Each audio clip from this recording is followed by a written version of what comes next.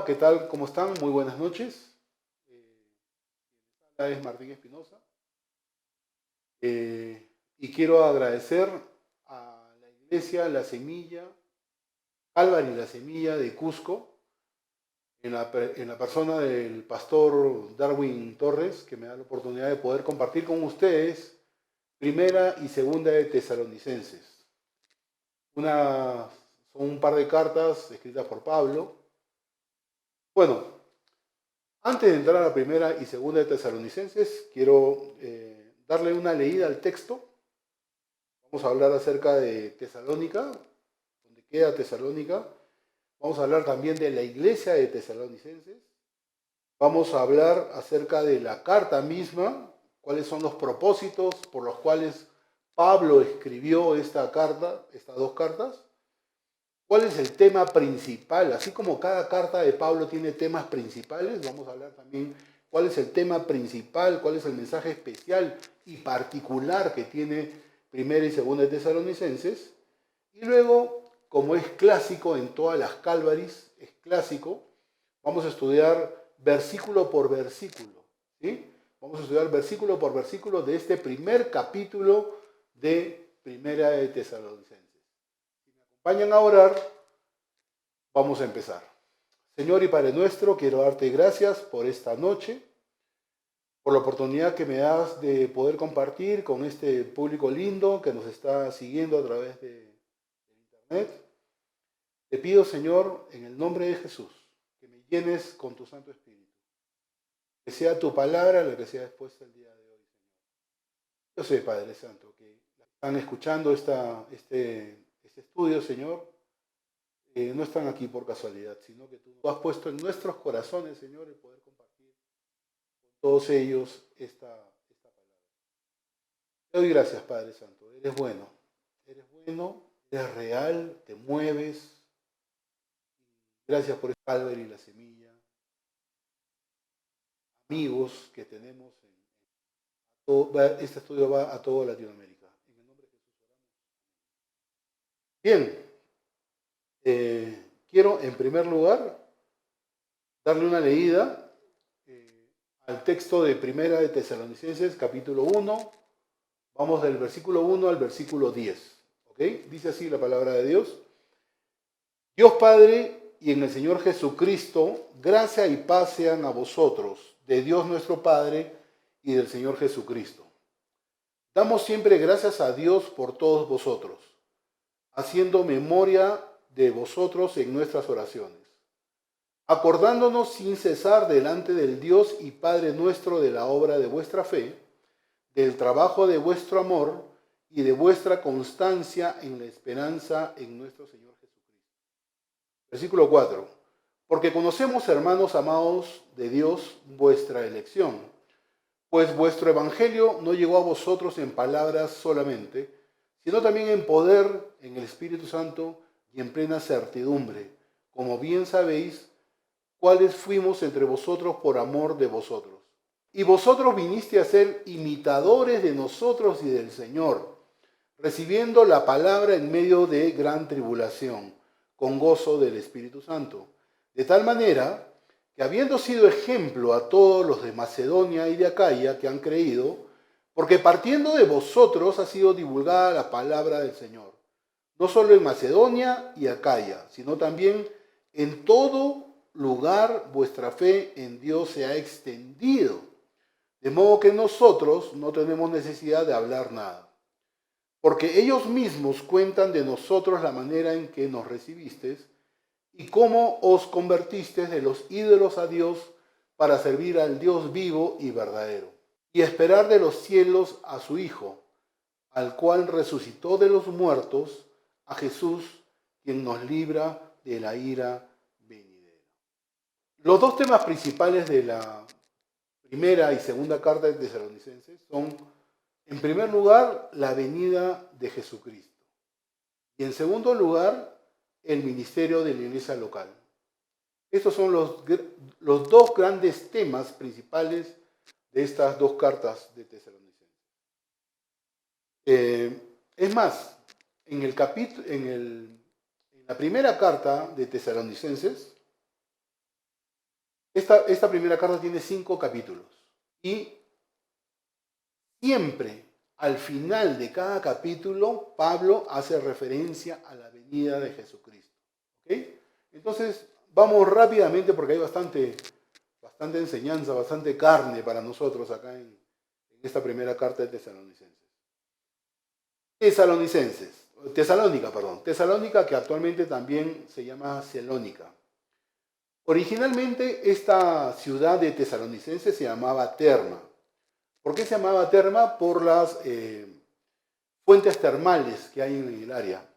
300 años antes de Cristo, Casandro, el rey de Macedonia, porque Tesalónica era la capital de la provincia romana de Macedonia.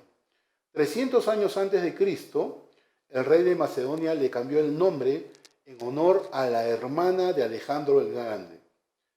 En los tiempos del apóstol Pablo, Tesalónica era la capital de la provincia romana de Macedonia. En ese tiempo, en el tiempo de Pablo, tenían 200.000 habitantes. Después de Atenas, era la segunda ciudad más poblada. ¿Dónde queda? ¿En qué país queda? En Grecia. ¿Okay? Entonces, en este tiempo habían griegos, habían romanos y habían un poco de judíos. En la actualidad, hoy, Tesalónica se llama Celónica, hay un poco más de 300.000 personas. Puede ubicar en el mapa, es una moderna ciudad llamada Salónica. Si usted encuentra en el mapa la ciudad de Salónica, va a encontrar el sitio de la antigua ciudad de Tesalónica. Tesalónica se erguía en una carretera, en una vía llamada Ignacia, la más importante carretera romana. Esta ciudad gozaba de una economía floreciente debido a que contaba con un puerto que se abría al mar Egeo y daba entrada y salida a buena parte importante del tráfico comercial entre Roma y Asia Menor. La población de Tesalonicenses, ya hemos dicho, en el tiempo de Pablo eran 200.000, era una ciudad libre que tenía su propio gobierno. Entonces, ¿qué gente, qué población había en ese tiempo? Había residentes nativos, extranjeros, ¿no? Colonias de diferentes nacionalidades, ya les comenté, habían griegos, habían romanos, y había un grupo importante, chico, no importante, sino chico de judíos. Y estos judíos tenían su propia sinagoga. Hasta ahí, hablando un poquito de Tesalónica. Les doy un dato adicional que pueden encontrar. Si ustedes van a Tesalónica, o Celónica, es la segunda ciudad más importante de Grecia, pero tiene más monumentos históricos que Atenas. Miren ese detalle importante. La iglesia, hablando de la iglesia de Tesalónica. Si ustedes quieren saber más de la iglesia de Tesalónica, pueden ir a Hechos, capítulo 17. En los primeros 15 versículos de Hechos van a encontrar lo que les voy a comentar. Pablo, Silas y Timoteo salieron de Filipos y viajaron 50 kilómetros. Hoy, trasladarse 50 kilómetros de un lado a otro, fácil porque lo podemos hacer, digamos, en un auto, 1 hora, tranquilo, no corriendo, y llegas a tu destino. ¿Cuánto tiempo demoró Pablo, Silas y Timoteo saliendo de Filipos para llegar hacia Anfípolis? No lo sabemos. Si fueron a pie, si fueron a caballo, si fueron en burro, no sabemos. Pero llegaron a Anfípolis, luego caminaron o se trasladaron 40 kilómetros más y llegaron a Polonia. Es interesante notar que no se realizó ningún ministerio ni en Anfípolis ni en Apolonia. ¿Y por qué? Porque creemos que el plan de Pablo era servir a ciudades grandes y dejar que los nuevos creyentes lleguen a las ciudades menos pobladas. Después de llegar a Apolonia, su siguiente etapa los llevó alrededor de 65 kilómetros más. Se trasladaron 65 kilómetros más y llegaron a Tesalónica. ¿Cuál era el plan de Pablo? El plan de Pablo era llevar el Evangelio a los gentiles. Sin embargo, era costumbre de Pablo llegar a la ciudad y predicarle a los judíos. Buscaba si había sinagoga de los judíos y Pablo se metía ahí. Pablo ministraba en la sinagoga. ¿Qué tiempo estuvo en Tesalónica? Estuvo tres semanas. Y Pablo vio muchas personas convertidas. ¿Qué era lo que hacía Pablo cuando llegaba a la sinagoga? Pablo leía una porción del Antiguo Testamento, explicaba su significado en relación a Jesucristo y en relación al Evangelio. Pablo exponía las Escrituras de una forma ordenada, mostrándoles cómo estaban en armonía pasajes del Antiguo Testamento. ¿Sí? Cómo estaba en armonía. Usaba la palabra de Dios y anunciaba al Hijo de Dios. En la ciudad, en Tesalónica, había un grupo grande de griegos que amaban, dice la palabra de Dios, que amaban y obedecían a Dios. Pero recuerden, los griegos no conocían las enseñanzas del Antiguo Testamento. Dice que en este compartir de Pablo, que estuvo solamente 3 semanas, muchas mujeres importantes de la ciudad respondieron entusiastamente, junto con algunos judíos. ¿Qué pasó? Pablo tenía éxito, compartiendo enseñanza del Antiguo Testamento en relación a Jesús. ¿Sí? Y esta clase de éxito que tuvo Pablo enardeció a algunos judíos que eran incrédulos. Y alborotaron, dice la palabra de Dios que alborotaron a unos vagos y crearon una especie como de un motín para obstaculizar el ministerio de Pablo. El ministerio de Pablo y Silas. Entonces, los recién convertidos, los creyentes de ese tiempo, estimaron que era mejor que Pablo y su grupo se fueran. Y se fueron a Berea. ¿Cuántos kilómetros se trasladaron de Tesalónica a Berea? Aproximadamente unos 64 kilómetros. Hasta ahí llegó, y hasta Berea, llegaron otro grupo de judíos de Tesalónica, no contentos con el problema que habían hecho en Tesalónica, con Pablo tratando de oponerse al evangelio que compartía Pablo, sino que llegaron hasta Berea, y estando en Berea también llegó otro grupo de Tesalónica y seguían causándole problemas a Pablo y a su equipo. Pablo dejó a sus compañeros en Berea y siguió solo hasta Atenas. Cuando Timoteo se le unió allí en Atenas, Pablo lo regresó a Tesalónica para animar a la nueva iglesia. Es decir, ¿dónde está Pablo? Está en Atenas. Llegó Timoteo allá y Pablo lo envía nuevamente a Tesalónica para que él pueda animar a la nueva iglesia. Dice la palabra de Dios en Hechos que todos se reunieron. Pablo, Silas, Timoteo, se reunieron todos en Corintios. Y Timoteo informa a Pablo cuál era el estado de la iglesia de Tesalónica, la nueva iglesia que Pablo había fundado en Tesalónica. Y fue desde Corinto, más o menos en los años 50 después de Cristo, que Pablo escribe primero de Tesalonicenses.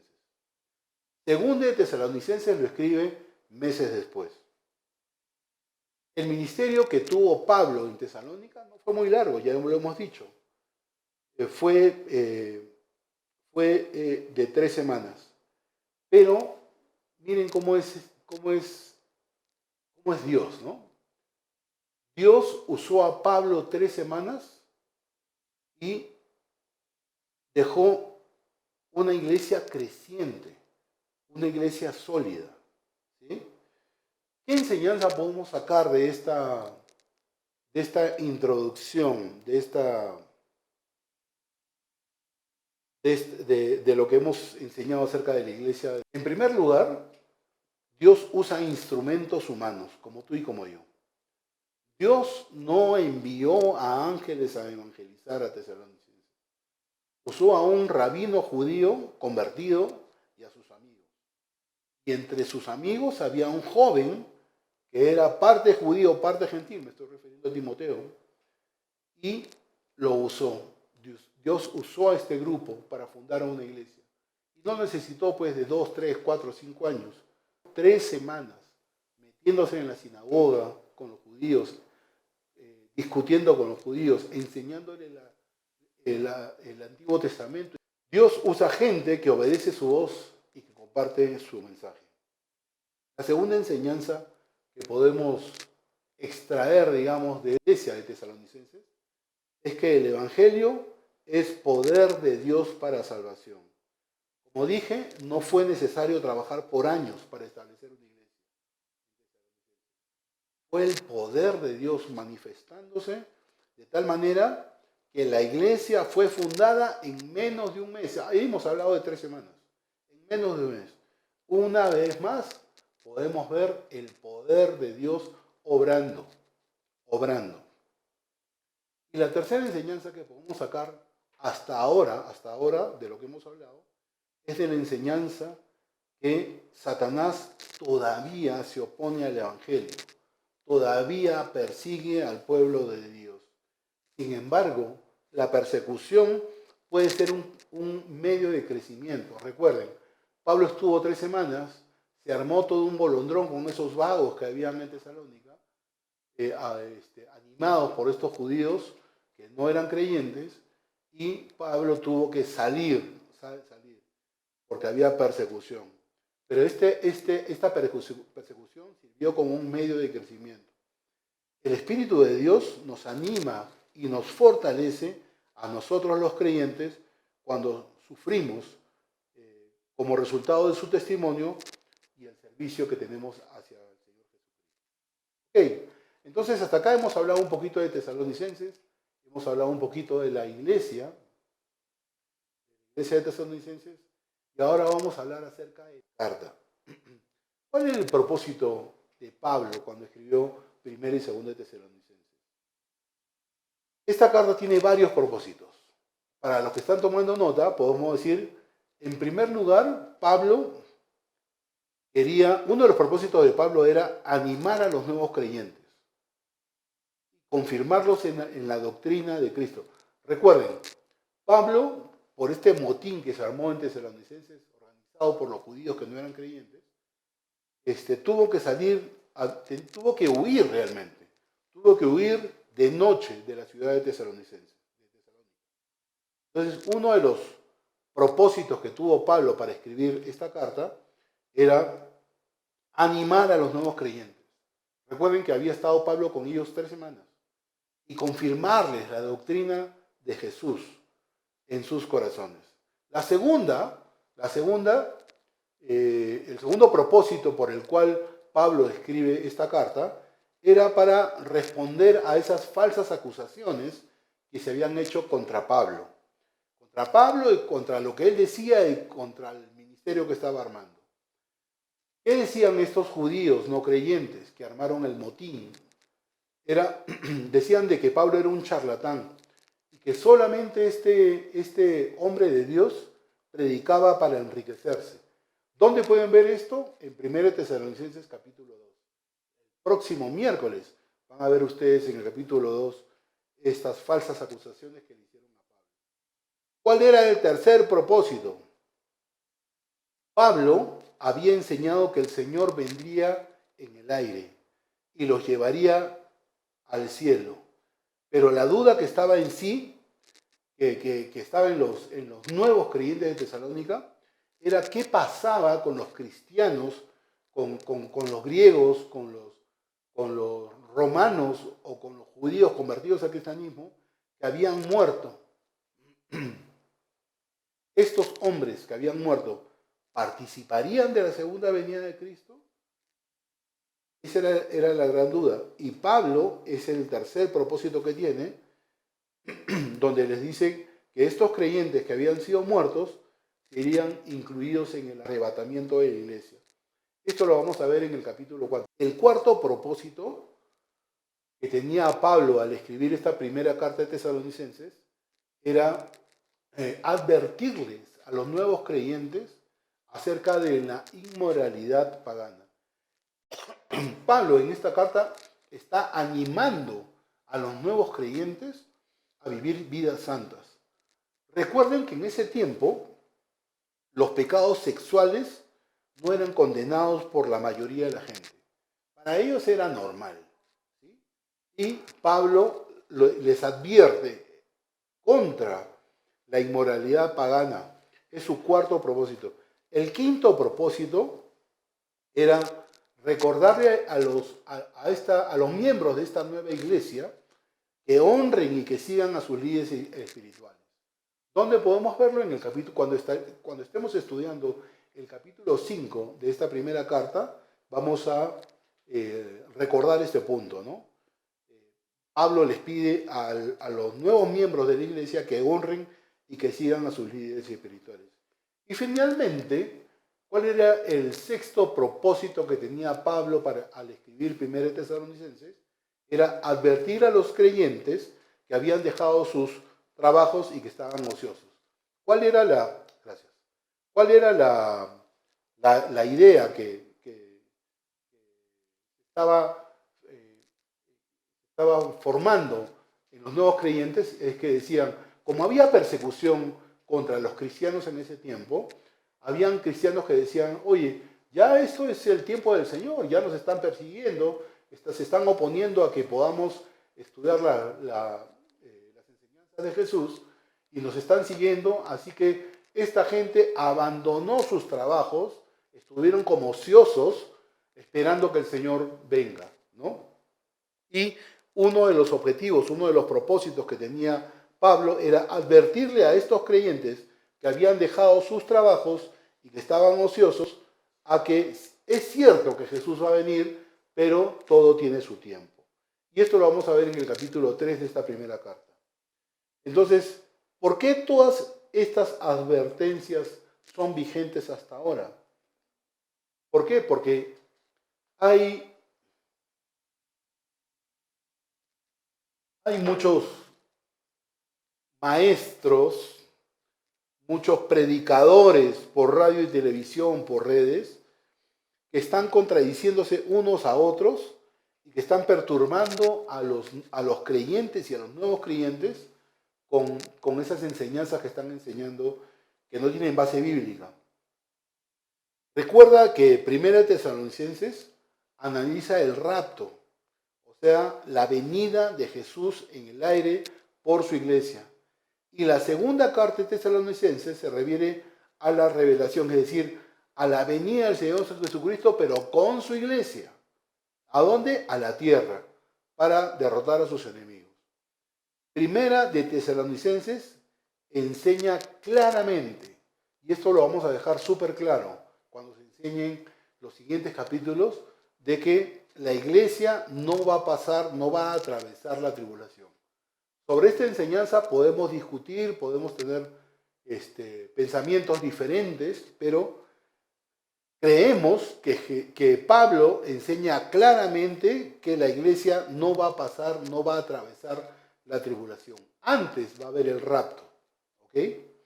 Muy bien, entonces hemos revisado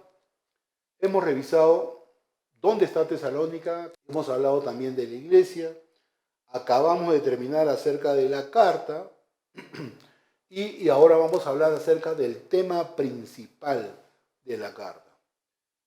A ver, todas las cartas escritas por Pablo, mejor dicho, todos los libros que están escritos en la Biblia tienen un propósito. Por ejemplo, Romanos enfatiza la justicia de Dios. Nos muestra a un Dios que es justo. 1 Corintios, por ejemplo. 1 Corintios hace hincapié en la sabiduría de Dios. 2 Corintios habla acerca del consuelo de Dios. Gálatas es una carta que habla de la libertad que tenemos en Jesús. Filipenses habla acerca del gozo. Efesios, por ejemplo, tiene una enseñanza, un mensaje especial, un mensaje particular. Efesios nos habla acerca de la riqueza que tenemos en Cristo Jesús. El tema principal de Primera y Segunda de Tesalonicenses es la venida del Señor Jesucristo. cómo esta doctrina debe afectar tu vida y mi vida. No debe ser solamente conocimiento teórico metido en nuestra cabeza, en nuestra mente. No, cómo esta doctrina de la venida del Señor Jesucristo, debe afectar tu vida y vida. ¿Cómo debe afectar nuestras vidas? La vida de los miembros de la iglesia. ¿Cómo esta doctrina debe hacernos más espirituales? Creo que lo dije al inicio. Cada capítulo de Primera de Tesalonicenses siempre termina siendo una referencia a la venida de Cristo. Vamos a verlo, ¿eh? Primera de Tesalonicenses tiene 5 capítulos, hemos dicho. Pero cada capítulo siempre termina con una referencia a la venida de Cristo. Cada referencia se relaciona con un aspecto práctico de nuestra vida cristiana. Cada capítulo. Y lo vamos a ver cuando entremos al estudio del versículo por versículo. Vamos a poder observar claramente lo que les estoy contando. Para Pablo, esta doctrina de la venida del Señor Jesucristo es algo que no debería ser discutida, sino es algo que debería ser vivido. ¿Cómo esperamos nosotros la venida del Señor Jesucristo? Algo que no debe de ser discutido, porque sobre este tema hay muchos planteamientos, muchas formas de pensar, muchas interpretaciones. Pero para mí, Pablo es muy claro, porque habla de cómo esta doctrina tiene que afectar tu vida, cómo esta doctrina nos debe hacer cada vez más espirituales. Jesús puede venir en cualquier momento.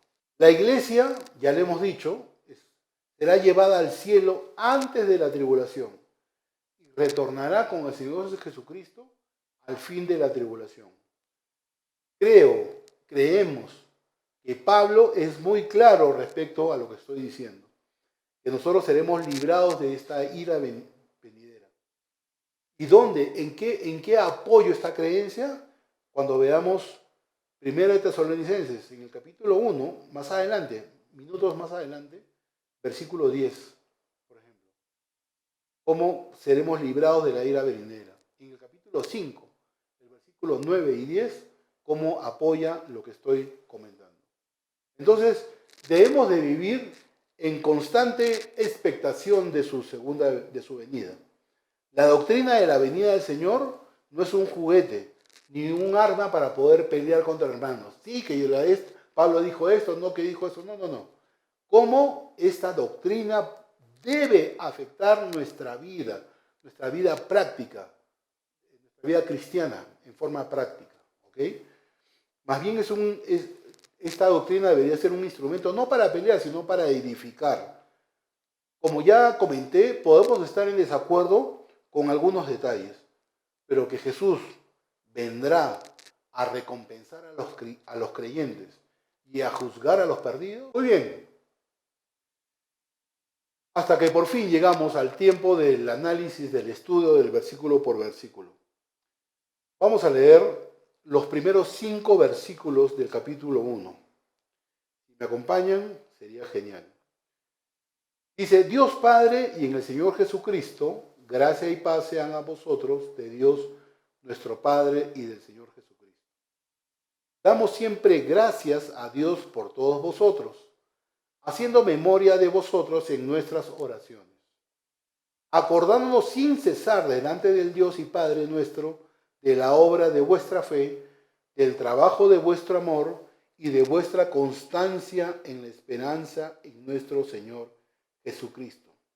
Porque conocemos, hermanos amados de Dios, vuestra elección, pues nuestro evangelio no llegó a vosotros en palabras solamente, sino también en poder, en el Espíritu Santo y en plena certidumbre, como bien sabéis cuáles fuimos entre vosotros por amor de vosotros.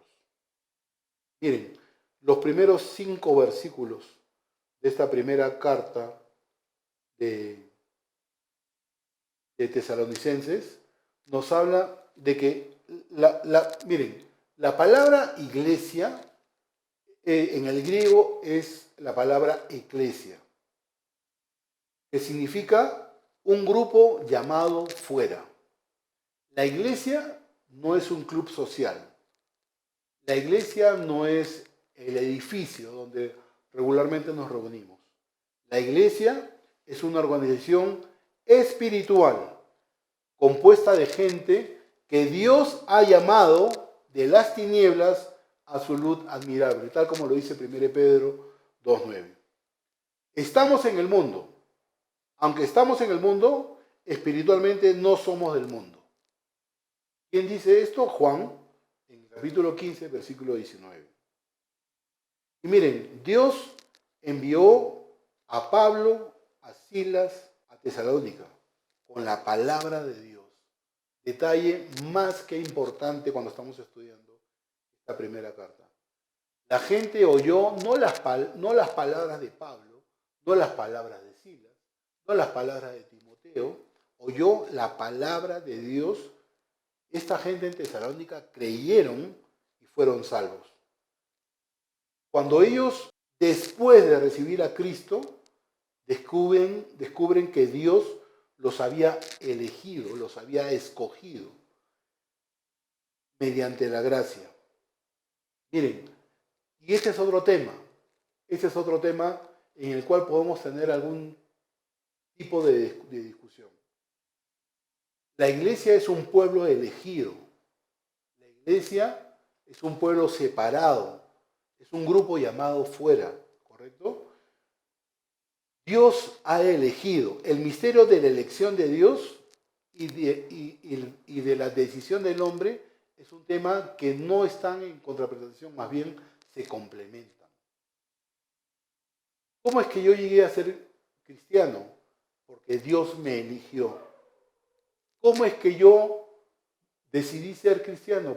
Es porque yo decidí orar y para que el Señor ingrese a mi corazón.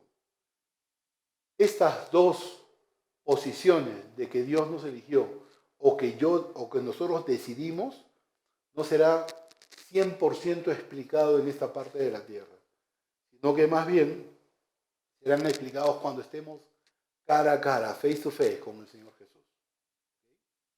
Estas dos verdades gemelas de la elección y de la decisión del hombre no son temas contradictorios, son temas que se complementan. ¿Por qué digo esto? Acá aparece la Trinidad. En lo que respecta a Dios, el Padre, fuimos salvos cuando Él nos elige en Cristo, antes de la fundación del mundo. Si es antes de la fundación del mundo, es antes de que tú aparezcas. ¿Okay? En lo que respecta, por ejemplo, al Espíritu Santo, fuimos salvos cuando respondimos a su llamado y recibimos a Jesús en nuestro corazón. Y en lo que respecta al Hijo, al Señor Jesucristo, fuimos salvos cuando Él murió por nosotros en la cruz. ¿Okay? Ahora, la pregunta que se cae de madura. ¿Cómo sabía Pablo que estas personas eran salvas? ¿Cómo sabe Pablo que tú eres salvo? Debido a evidencias que cada persona tiene en su vida. La primera evidencia, de acuerdo a lo que dice en el capítulo, en estos primeros 5 versículos que hemos leído, es la obra de fe. Cuando confiamos en Jesús, cuando nos convertimos al cristianismo, esa fe va a mostrar sus obras. Como lo dice Santiago, la fe sin obras está muerta.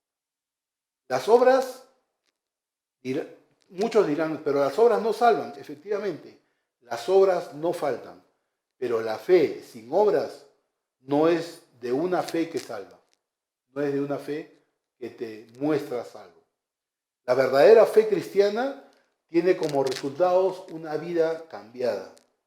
Como dije, ¿no? Puedes ir al libro de Santiago, puedes ir al capítulo 2 y analizar desde el capítulo 14 hasta el 26 qué es lo que dice Santiago con respecto a esa fe que se muestra sin obras, con respecto a esa fe que se muestra con obras. Okay. Entonces, la primera evidencia de la cual habla Pablo acerca de que si estas personas en Tesalonicenses eran salvas o no, era la obra de la fe. La segunda cosa es el trabajo de amor. Las personas que no son salvas viven para sí mismas. El verdadero creyente está dispuesto a trabajar por amor. ¿Por qué? Porque tiene un nuevo motivo para vivir. Ama a Cristo, pero también ama a otras personas. Ama a otras personas a pesar de no conocerlas, ¿sí? Tal como dice Hebreos, tal como dice Romanos. Entonces, la segunda evidencia de que la iglesia de Tesalonicenses mostró era el trabajo de amor. La primera era las obras de su fe. Y la tercera evidencia era la paciencia de esperanza. Las personas que no han conocido a Jesús, los que no son creyentes, los perdidos, mejor dicho, no tienen ninguna esperanza. Nosotros los creyentes, nosotros los cristianos, estamos firmes en medio de las tribulaciones. Ay, ay, ay. No creo que haya creyentes que no hayan pasado por tribulación. Y si no las has pasado, las vas a pasar. Pero que tu vida esté firme en medio de estas tribulaciones en la vida. ¿Por qué? Porque sabes que Jesús viene otra vez. Los creyentes no tenemos por qué darnos por vencidos en tiempos de tribulación, porque sabemos que el Salvador viene para librarnos. Miren, ¿eh? Hemos hablado de la fe, hemos hablado del amor y hemos hablado de la esperanza. Son tres evidencias que hablan, que gritan de que tú tienes salvación, tú eres salvo. Entonces, los primeros 5 versículos hablan de que Tesalonicenses era un pueblo elegido, ¿sí? Era un pueblo que Dios sacó de las tinieblas a su luz admirable. Hemos hablado un poquito acerca del ministerio de la elección de Dios. ¿Cuál es la verdad? ¿Dios nos eligió o el hombre decidió? Hemos dicho que estas dos posiciones no son contrarias, sino que son complementarias. ¿Ok? ¿Y por qué Pablo sabía que las personas, los miembros de la iglesia de Tesalónica eran salvas? Hemos dicho por 3 cosas. Por la obra de fe, por el trabajo de amor y por la paciencia de esperanza. ¿Por qué? Porque tenemos esperanza de que Jesús vuelve y vuelve pronto. Veamos ahora los dos siguientes versículos, versículo 6 y versículo 7. Y vosotros viniste a ser imitadores de nosotros y del Señor, recibiendo la palabra en medio de gran tribulación con gozo del Espíritu Santo. De tal manera que habéis sido ejemplo. Miren, una iglesia joven. Dice, de tal manera que habiendo sido ejemplo a todos los de Macedonia y de Acaya que han creído. Entonces, Pablo está hablando no solamente que era un pueblo ejemplar, sino que era un pueblo, está hablando de que era un pueblo elegido, sino también que era un pueblo ejemplar. Y es maravilloso cuando los miembros de la iglesia se convierten de ser solamente oidores a ser seguidores. Dice la palabra de Dios que estas personas oyeron la palabra, recibieron con entusiasmo, la creyeron y es más, sufrieron por recibirla. La palabra de Dios imparte fe, trae gozo. Dice que después que creyeron, estos nuevos cristianos se unieron a Pablo, siguieron a Pablo, al compañerismo local. Y no solamente siguieron, sino que se convirtieron en ejemplos para todos aquellos los que rodeaban. No solamente fueron seguidores de Pablo, sino que fueron seguidores, sino también de las iglesias. Se espera que los cristianos sean parte vital, sean parte viva de una congregación. El testimonio de la iglesia de Tesalonicenses se extendió a todo el área y ayudó a otros, a alcanzar a otros a Cristo. Entonces, resumiendo, Pablo, los primeros versículos nos habla de que era un pueblo elegido. Era un pueblo elegido. La segunda, que era un pueblo ejemplar. Eran ejemplo. Ya Pablo lo dice, ¿no? Eran ejemplo para otras iglesias. Ellos escucharon la palabra de Dios, la recibieron con entusiasmo, la creyeron y sufrieron por recibirla. En el versículo 8, vamos a leer el versículo 8. Dice, porque partiendo de vosotros ha sido divulgada la palabra del Señor, no solo en Macedonia y Acaya, sino que también en todo lugar vuestra fe en Dios se ha extendido. Miren qué lindo. Eran nuevos creyentes, pero que no se quedaron con esa verdad en sus corazones, sino que hervían por compartir la palabra de Dios a otros miembros. Y dice, ¿no? Miren, algo que me llamó la atención, que me dio risa también, ¿no? Sino que también en todo lugar vuestra fe en Dios se ha extendido, de modo que nosotros no tenemos necesidad de hablar nada. Pablo les estaba diciendo, oye, gente, iglesia de tesalonicenses, me están quitando la chamba, porque ya no tengo necesidad de hablar nada.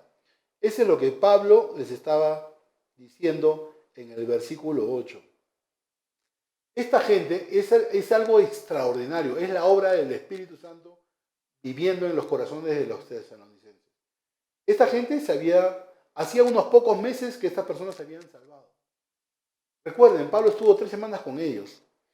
Esta gente no tenía la instrucción que la mayoría de los cristianos tenemos hoy.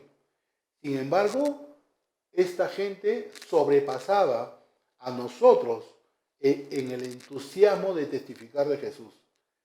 Y no solamente testificaban de palabra, en su hablar, como dice el versículo 8, sino que si nos remitimos al versículo 7, esa gente testificaba mediante su andar, dando ejemplo. No solamente era de palabra, sino de andar. Ellos daban ejemplo de que eran entusiastas al testificar de Cristo. Miren, una palabrita un verbo que tenemos que enseñar hoy es el verbo divulgar.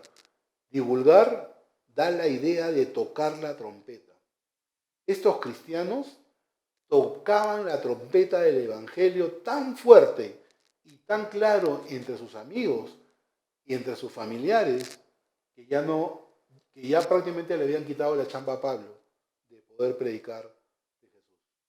Y estamos terminando, vamos al versículo 9 y al versículo 10, dice lo siguiente: porque ellos mismos cuentan de nosotros la manera en que nos recibisteis y cómo os convertisteis de los ídolos a Dios, para servir al Dios vivo y verdadero, y esperar de los cielos a su Hijo, al cual resucitó de los muertos, a Jesús, quien nos libra de la ira venidera.